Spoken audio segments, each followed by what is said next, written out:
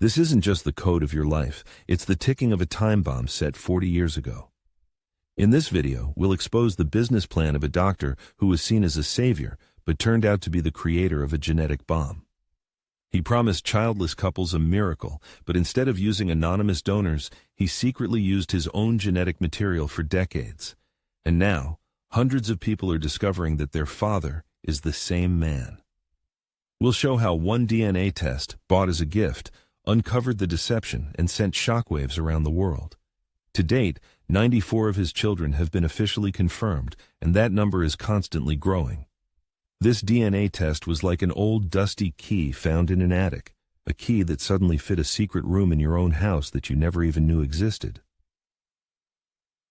At the center of the story is Dr. Donald Cline, the ideal doctor from a small town in Indiana.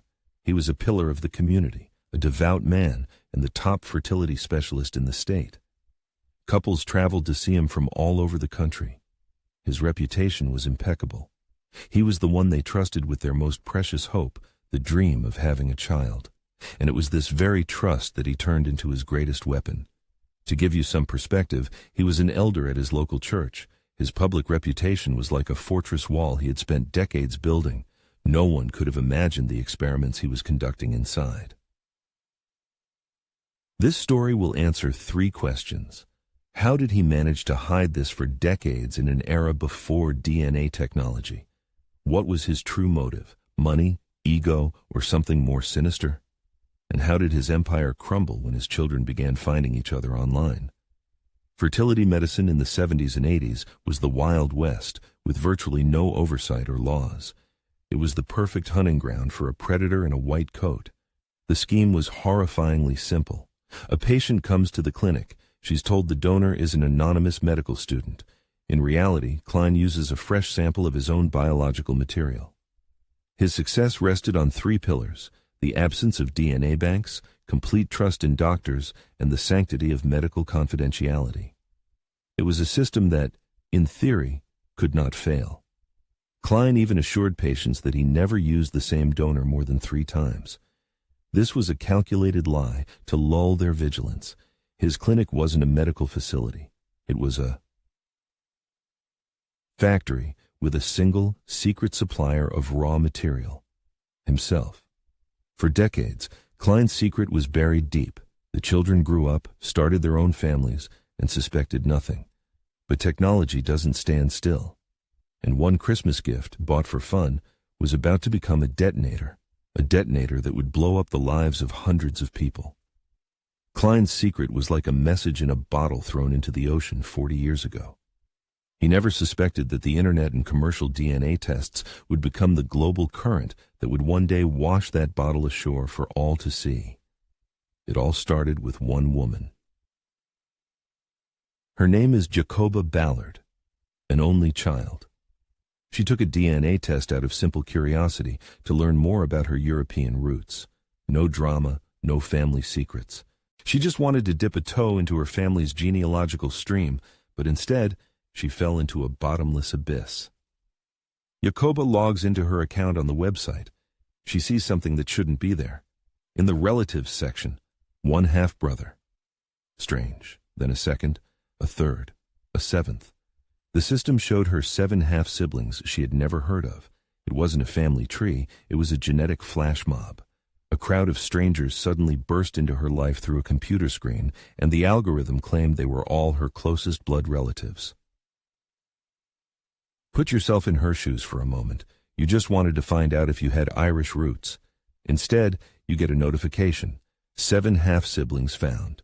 Your first reaction? Shock? Disbelief? In the genealogy community, there's a specific term for this: an NPE event, not parent expected. It's like if your GPS, which you've used your whole life, suddenly informed you that your hometown is actually on another continent. Jacoba begins her investigation. She writes to one of the matches, then another. They create a private Facebook group, and then the avalanche begins.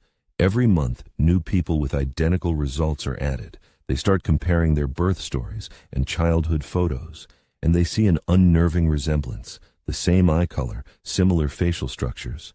They were like digital detectives assembling a puzzle, where each new member brought a missing piece. and the picture that emerged was horrifying. All threads of their investigation converged on a single point, on the map, on one name. The realization strikes like lightning. Dr. Donald Cline's clinic in Indianapolis. Their biological father wasn't an anonymous medical student. Their father was their mother's doctor, and there weren't 7 of them. There were dozens. To date, 94 of Cline's children have been officially confirmed. Based on the years of his practice, there could be more than 200. This was the epicenter of a genetic earthquake, and they were all seismic waves radiating from a single point on the Indiana map. This question hits harder than any physical blow. Who am I now? My entire biography, my sense of self, it's all built on a lie. The stories they tell each other sound like a thriller script. One of the brothers discovered that he had worked side by side with his half-sister for years, and neither of them had any idea. But the most chilling case is one of Cline's daughters, who, facing infertility herself, sought help at a clinic. Her treating physician turned out to be her own half-brother. They both found out years later. It's like suddenly realizing that the book of your life, which you've been reading since childhood, was stolen, and the first chapter was a complete fabrication. Armed with a voice recorder, several of Cline's children went to confront him. At first, he was in complete denial. Then, under the pressure of DNA evidence, he began to crack. His excuse was pathetic. He said he just wanted to help, that there was a shortage of donors in the 70s.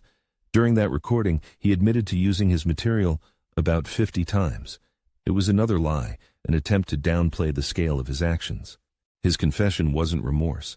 It was a desperate attempt to plug a crack in a dam that was already collapsing under the weight of the truth. But this tragedy affected 2 generations. For the mothers, it was the realization of genetic rape. The doctor they had entrusted with their most intimate hopes had deceived them on a cellular level. And for the fathers who had raised these children for 40 years, it was a blow to the heart. What Cline did now has a legal name: fertility fraud, a crime for which, at the time, no law even existed. For these fathers, it was as if a thief had stolen not their money, but their family legacy, secretly replacing it with a masterful forgery. Out of this shared trauma, a unique community was born. They are a family none of them asked for. They support each other, but at the same time they live in constant fear. Dating in Indiana has become dangerous. The risk of accidentally meeting a half-sibling is too high. This fear has a name: anxiety over unintentional incest, caused by the sheer number of hidden relatives. They are a tribe born from deception, a massive family tree with a single root and hundreds of branches that never knew they grew from the same source. But there is another darker chapter to this story. What if Cline had hereditary diseases? Now, hundreds of people live in fear, not knowing what genetic time bomb he planted in their code. Many of his children have been diagnosed with autoimmune disorders, particularly rheumatoid arthritis, a disease that was in Cline's own family history. He passed on to each of them not just DNA, but a sealed envelope of medical risks, and no one knows what's inside until it's too late. Cline's crime isn't in the past. It continues to grow and mutate inside each of his children right now. So what drove this man? His own version of events is laughably simplistic. He claimed that in the 70s and 80s there was a shortage of donor material. He was simply helping women achieve their dream. Claiming he did it because of a donor shortage is like a bank manager robbing his own vault and then saying he did it because the tellers were short on cash. This isn't a solution to a problem. It's the crime itself, disguised as a solution. Let's look at this as a business plan. Using his own material was easier, faster, and cheaper. No payments to donors, no screening of samples. In essence, Cline implemented a perverse form of vertical integration for his business. He became the sole, completely free supplier of the key raw material. His clinic turned into a biological assembly line where the gift of life was reduced to a cynical manufacturing process with maximum profit. But money doesn't explain everything. To understand Cline, You have to get inside his head. He was a member of the quiverful religious movement. Its name literally means a quiver full of arrows. Its followers believe they should have as many children as possible to fulfill God's will. He saw himself not as a doctor, but as a biblical sower, scattering his seed upon fertile ground. In his twisted logic, he wasn't committing a crime. He was fulfilling a mission. This is a classic Messiah complex. Let's be honest. The "I was just helping" story is a smokescreen. The real motive is a toxic cocktail of narcissism, religious fanaticism, and greed. In psychology, this condition fits perfectly with the concept of malignant narcissism. It's a combination of extreme self-centeredness, a complete lack of empathy, and a sadistic pleasure derived from having power over the lives of others. This was not an impulsive crime. It was a cold, calculated, multi-decade project. And here is the most shocking fact. Cline faced almost no punishment, a $500 fine and a 1-year suspended sentence. Why? Because the system proved blind to this kind of evil. At the time the crimes were committed, the state of Indiana simply had no law against fertility fraud. He was convicted not for what he did to his patients, but for lying to investigators, 2 counts of obstruction of justice. The law was like a fishing net with large holes designed to catch big fish. Cline was a virus. He simply slipped through it because no one could imagine that protection from such evil was necessary. Cline's story didn't just expose a crime. It tore the facade off an entire industry. In the Netherlands, a doctor named John Carbot fathered more than 80 children. In Canada and other U.S. states, similar stories are surfacing. Cline wasn't the only monster. He was just the first dinosaur skeleton to be fully excavated with the help of new genetic tools. And now, the paleontologists of justice are finding similar skeletons all over the world. Commercial DNA tests have become the Pandora's box of our time. On one hand, they are a weapon for justice. The same forensic genealogy technology that exposed Cline's deception helped catch serial killers like the infamous Golden State Killer. On the other hand, they are a hammer that shatters families, revealing decades-old affairs and adoption secrets. A DNA test is like publishing the private diaries of everyone from 50 years ago.